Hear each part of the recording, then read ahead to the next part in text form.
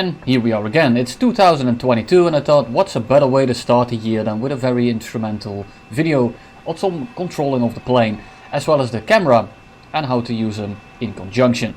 So I got my keyboard on the screen on the left. You won't see this very often because it's an absolute pain to set up and the way I normally record doesn't really work out. But for the sake of this video it will be there. We got A and D for the ailerons. We got W and S for the pitch up and down. You don't see it right now because I don't have hydraulic pressure, but trust me, it is there. We got Q and E for the rudder. We got tab for this, doesn't really matter. Shift and control are not throttle up and down.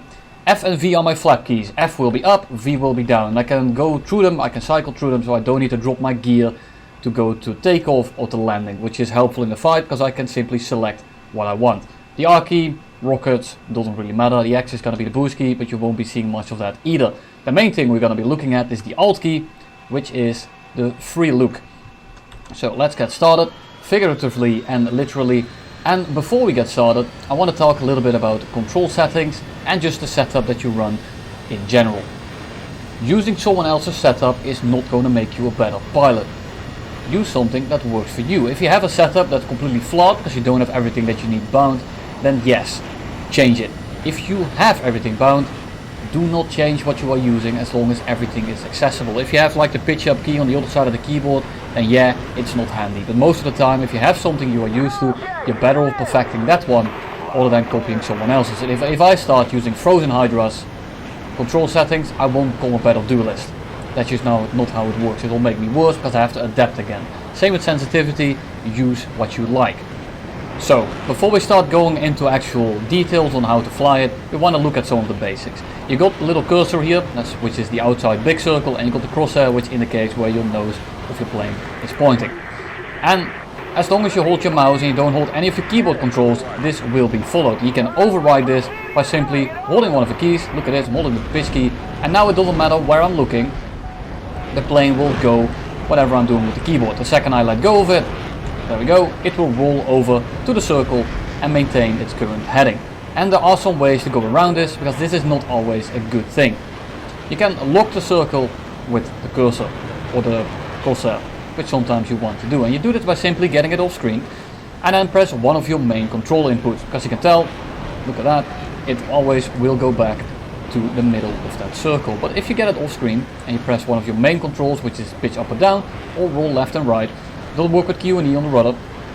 Look at that, it simply doesn't work. But if I hold the S key or touch the S key for a very slight moment, look at that, that's all I did. And now if I start moving around, the plane will do whatever I tell it to do, and the second I let go of the controls, it will simply keep going into the direction it was last pointing at, which is great sometimes because you don't want the plane to be fighting you, especially when you are defensive flying.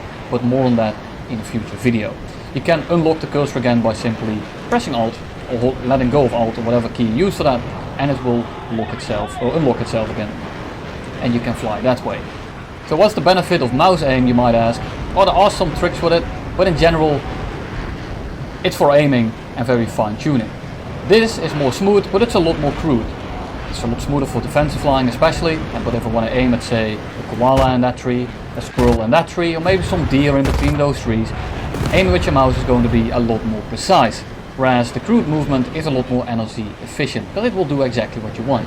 So, how are we going to be doing this? Say I want to fly over to that cloud, he's holding my family hostage by causing global warming, so I want to go over to that cloud and kill him as quickly as I can. And I can do that by simply putting my cursor on him, and I will slowly but surely fly over to him. I will do a full pull, I will bleed a lot of speed, and you don't necessarily want that, but it's another way to do it.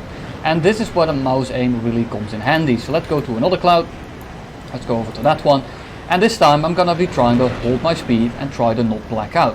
So I just move over to that and then I just start tapping my negative elevator. You can tell I'm picking up speed here, even though I'm turning, and I'm trying to fight the plane.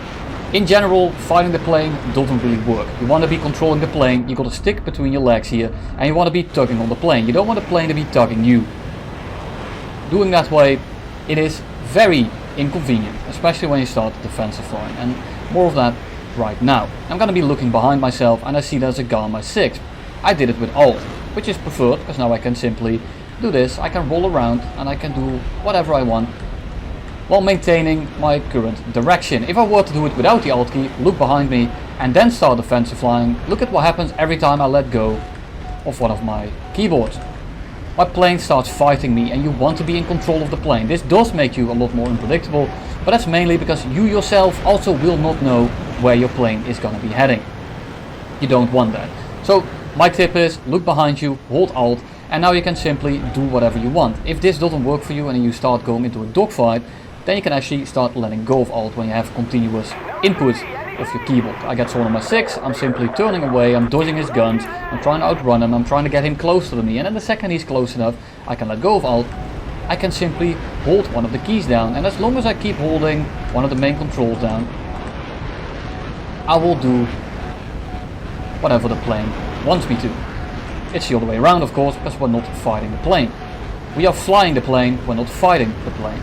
And the second I need to look somewhere, I can just look around, and it's so free. I don't have to hold the Alt key, I don't have to look around with the free look key. I can just fly wherever I want to go, and the plane will ignore the cursor, which is great.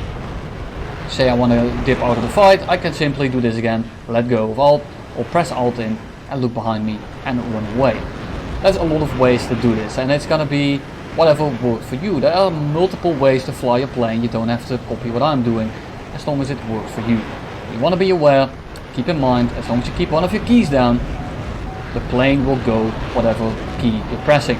You can of course try to turn over there with only your keyboard, but try to do a smooth turn and try to not black out. It's gonna be looking like this. I'm gonna be letting go of my mouse now.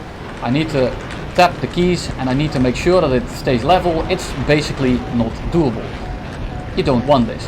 You can also of course do a slow turn by simply moving my mouse to the right very slowly. But look what happens when I do that.